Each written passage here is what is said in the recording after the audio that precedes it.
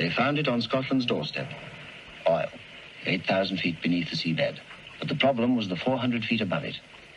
The answer? To build steel towers, then to construct working platforms from which to drill. That was the plan. This is the place.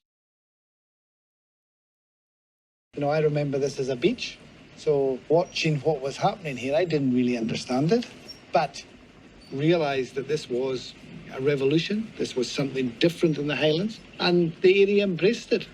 So they had to bring in workers from the industrial centres in England and Glasgow, for instance, people who were fabricators, welders, riggers, people who had been in shipbuilding. They were called, travelling men.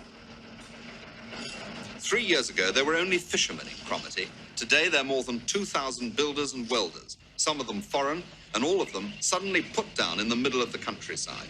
600 of the travelling men were holed up in a couple of ageing Greek cruise ships that have clearly seen better days. When we went looking for a labour camp, we found these ships and decided that this was the best available. There's no facilities for the men on the boat. The men can only drink, which, what else is there for us to do? Always ends up in fighting. There's fighting on the ship. If you come on here on a Saturday night, there's at least 10 fights a night. The Cromarty Firth is best known for its involvement in the fabrication of the oil industry 50 years ago. The area is undergoing a transition. The communities around the Firth now decommission the structures they once built. The transition and the dormant oil rigs currently plaguing the Firth have inspired my thesis project. A crucial methodology within my work is documenting places and objects using photogrammetry.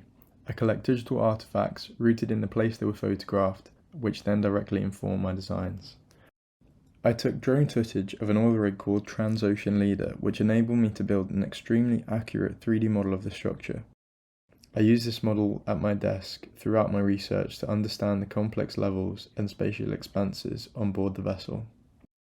I have proposed a new form of coastal urbanism which investigates the practicalities of a community living on oil rigs, examining how a society might positively respond to the climate emergency.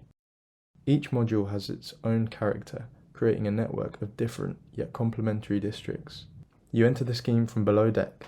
You look up through the moon pool, where drill pipes used to be sent down into the crust of the earth. Lifts and stairs fill the void and bring you up to the main deck. Callach has been planned to behave as an extension of a place, offering what Invergordon does not. The two communities are intended to support each other.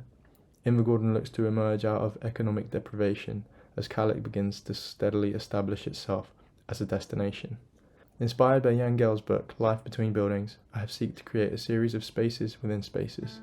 The once exposed industrial environment has been transformed into a sheltered and green condition. The park, eatery, market and housing are all community sustained. Amongst the bustle, it is sometimes possible to catch a glimpse of the water and hills beyond. A mix of new and retrofitted spaces conjure an environment of discovery and industrial heritage. The park is a place for people to bump into each other, to spontaneously meet and organise events as the mood dictates. My thesis has been informed by the Firth's past, but represents its unfolding future. One day, the renewable revolution in this part of the world will slow down, and the floating rigs can be used somewhere else.